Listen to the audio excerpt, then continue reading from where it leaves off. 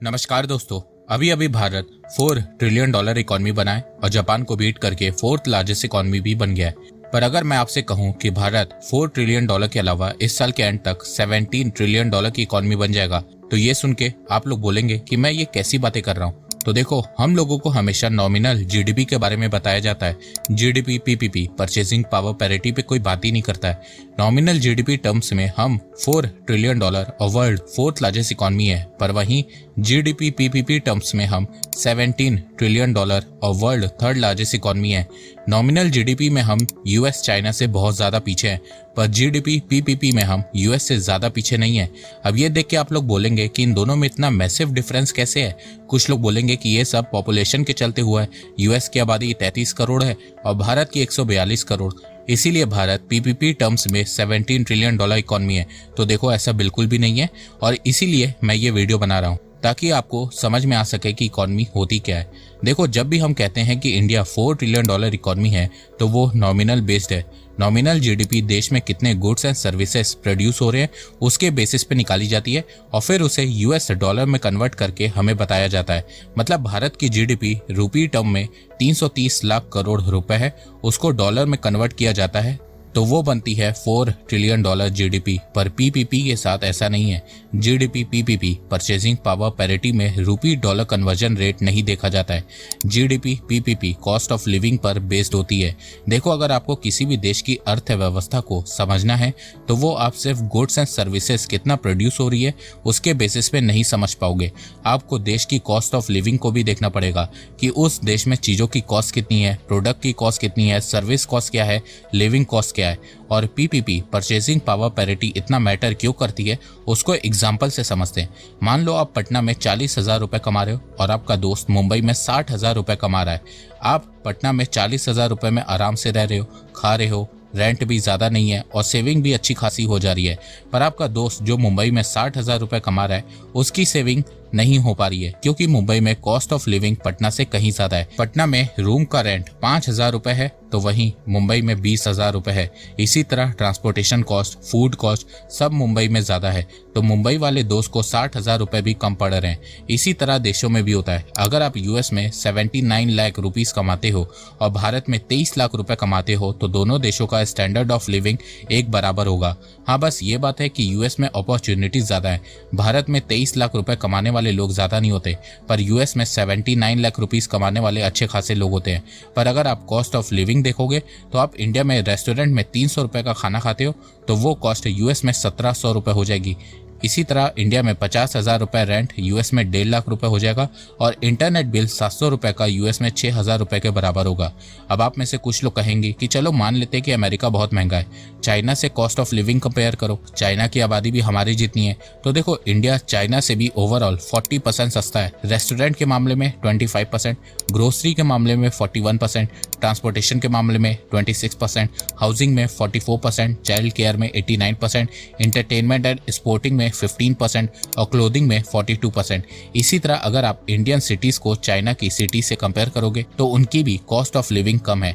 हाँ, पर monthly average salary China में $1,069 है, वहीं इंडिया की $645 है। तो हमें सबसे पहले भारत में यूएस की तरह अपॉर्चुनिटीज को बढ़ाना होगा और साथ में लोगों की इनकम को भी बढ़ाना होगा। अब बात करते हैं ड्रॉबैक्स की। तो देखो, नॉमिनल जीडीपी का सबसे बड़ा ड्रॉबैक एक्सचेंज रेट होता है। एक्सचेंज रेट के चलते इंडिया की जीडीपी हमेशा कम दिखाई देती है। आपको एग्जांपल देके समझाता हूँ। आप लोगों ने एक चीज नोटिस की होगी कि चाइना की जीडीपी हर साल बहुत ज्यादा तेजी से बढ़ती है। कभी $500 बिलियन बढ़ती है तो कभी $800 बिलियन बढ़ जाती है। और ये इसीलिए होता है क्योंकि पिछले 20 सालों से चाइनीज युआन डॉलर के अगेंस्ट 7 से 8 के बीच ही बना हुआ है, जिसके चलते चाइना की जीडीपी तेजी से बढ़ती है। पर वहीं भारत का रुपी हर साल कमजोर होता रहता है। 2004 में इंडियन रुपी डॉलर के मुकाबले 45 रुपए था, जो आज 85 हो गया है, जिसके चलते इंडिया की जीडीपी उतनी तेजी से नहीं बढ़ पा रही है जितना उसे बढ़ना चाहिए। अगर चाइना की तरह इंडियन रुपी भी पिछले 20 सालों में कमजोर नहीं हुआ होता तो आज भारत की जीडीपी 7.5 ट्रिलियन डॉलर होती। तो एक्सचेंज रेट से इतना ज्यादा फर्क पड़ता है। हमारा देश पिछले 10 सालों में बहुत तेजी से आगे बढ़ा है, पर वहीं अगर हम नॉमिनल जीडीपी में देखते हैं तो हमें लगता है कि कुछ काम ही नहीं हुआ है। और यही चीज हमें पर कैपिटा इनकम में भी दिखाई देती है। अगर रुपी 20 सालों में कमजोर नहीं हुआ होता तो हमारे देश की पर कैपिटा $2,900 की जगह $5,200 होती। क्यों शॉक्ड हुए ना? पिछले 10 सालों में भारत की पर कैपिटा डबल हुई है, पर डॉलर टर्म्स में आपको ऐसा नजर नहीं आता है। तो नॉमिनल जीडीपी का सबसे बड़ा ड्रॉबैक एक्सचेंज रेट है। अब आप में से कुछ लोग बोलेंगे कि भारत सरकार को इंडियन रूपी को चाइना की तरह स्ट्रांग रखना चाहिए। तो देखो, भारत सरकार इंडियन रूपी को कमजोर इसलिए रखती है ताकि उसका एक्सपोर्ट बढ़ सके, और रूपी मैनिपुलेशन का आरोप यूएस इंडिया पे सालों से लगाता आ रहा है।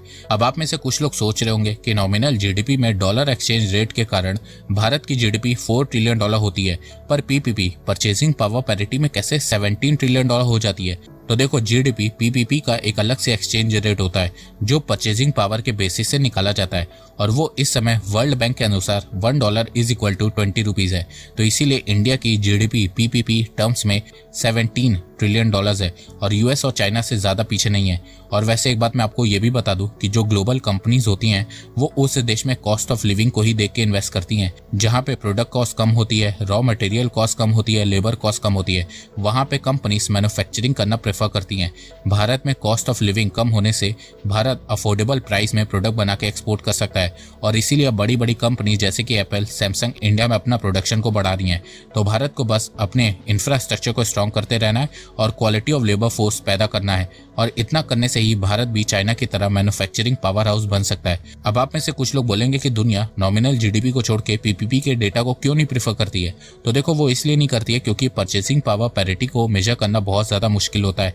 हर देश की परचेसिंग पावर अलग होती है, हर देश का स्टैंडर्ड ऑफ लिविंग भी अलग होता है, तो इसे मेजर करना बहुत ज्यादा मुश्किल हो जाता है। वहीं नॉमिनल में बस डॉलर में जीडीपी को कन्वर्ट करके निकाल दिया जाता है। पर अगर आप इकोनॉमिक एक्सपर्ट को देखोगे तो वो पीपीपी टर्म्स को ज्यादा अच्छा मानते हैं। पर देखो, अगर भारत को अपनी नॉमिनल और पीपीपी दोनों को तेजी से बढ़ाना है तो उसे अपनी ग्रोथ रेट को लॉन्ग टर्म के लिए 8 से 10% के बीच रखना होगा, और उसके लिए भारत को कंजप्शन बेस्ड इकोनॉमी से चाइना की तरह एक्सपोर्ट ड्रिवन इकोनॉमी बनना होगा। चाइना ने कई डेकेड तक अपनी ग्रोथ रेट को एक्सपोर्ट के दम पे 9 से 10% के बीच रखा हुआ था। China almost $1 trillion trade surplus touch करने वाला था। तो भारत को भी चाइना की तरह अपने एक्सपोर्ट को बढ़ाना होगा, और उसके लिए मैन्युफैक्चरिंग सेक्टर पे मेजर फोकस करना होगा। भारत सरकार को पीएलआई स्कीम के तहत जो प्राइवेट कंपनीज चाइना को छोड़ के भारत आना चाहती हैं उन्हें स्पेशल इंसेंटिव देना होगा। इससे भारत में इन्वेस्टमेंट बढ़ेगी, मैन्युफैक्चरिंग बढ़ेगी, जॉब्स बढ़ेगी, भारत का एक्सपोर्ट बढ़ेगा और साथ में भारत की ग्रोथ भी बढ़ेगी। इसके अलावा भारत सरकार को इन्फ्लेशन को कम करना होगा जिससे भारत में प्रोडक्ट कॉस्ट ज्यादा ना बढ़ सके और स्टैंडर्ड ऑफ लिविंग भी मेंटेन रहे। इसके अलावा भारत की सेंट्रल गवर्नमेंट और स्टेट गवर्नमेंट को फ्रीबी कल्चर को खत्म करना होगा और टैक्स पेयर के पैसों को इंडिया की डेवलपमेंट में लगाना होगा। Manufacturing, AI, health care, research and development में लगाना होगा। साथ में भारत सरकार को देश में हैवी इन्वेस्ट करना होगा और साथ में प्राइवेट कंपनीज को भी अट्रैक्ट करना होगा ताकि वो भी देश में इन्वेस्टमेंट बढ़ा सके। भारत में इन्वेस्टमेंट बढ़ने से बहुत सारी नौकरियां पैदा होंगी, लोग गरीबी से बाहर आएंगे, उनके पास पहले के मुकाबले ज्यादा पैसा आएगा, उससे वो ज्यादा सामान खरीदेंगे, इससे प्रोडक्ट की डिमांड बढ़ेगी, फिर उससे और ज्यादा प्रोडक्ट मैन्युफैक्चर होंगे, उससे कंपनीज को फायदा होगा, वो और मैन्युफैक्चरिंग यूनिट खोलेंगी और फिर उससे और ज्यादा नौकरियां पैदा होंगी, फिर और लोग गरीबी से बाहर आएंगे और ये चीज एक साइकिल की तरह काम करेगी। इसके अलावा भारत सरकार इंफ्रास्ट्रक्चर में इन्वेस्ट करेगी जिससे स्टील, सीमेंट और बहुत सी इंडस्ट्रीज को फायदा होगा। देश का इंफ्रास्ट्रक्चर स्ट्रांग होगा, लॉजिस्टिक कॉस्ट कम होगी जिससे कंपनीज को मैन्युफैक्चरिंग करना सस्ता पड़ेगा। इससे भारत का ट्रेड बढ़ेगा, एक्सपोर्ट बढ़ेगा और फिर भारत की इकोनॉमी भी तेजी से ग्रो होगी। तो दोस्तों, आपको ये वीडियो कैसा लगा? आप अपनी राय मुझे कमेंट सेक्शन में बताइए। तो अब तक के लिए बस इतना ही। धन्यवाद। जय हिंद, जय भारत।